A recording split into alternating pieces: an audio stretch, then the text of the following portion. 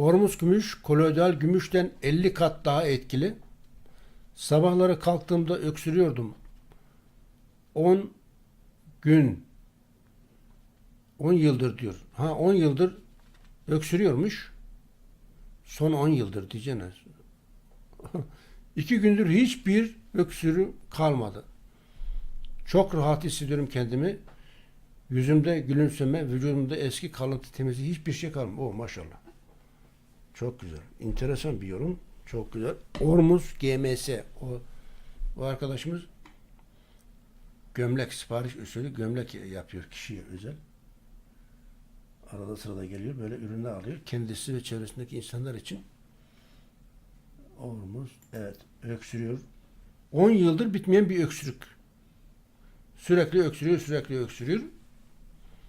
Ve diyor ki 10 yıldır öksürüyor. Sabah kalkınca birkaç dakika öyle öksürüyor. Kendine gelene kadar ondan sonra geçiyor. 10 yıldır öksürüyor. 10 yıl.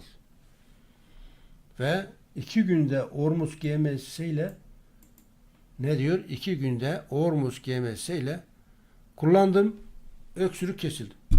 10 yıldır çektiği öksürük razından kurtulmuş. 10 yıldır.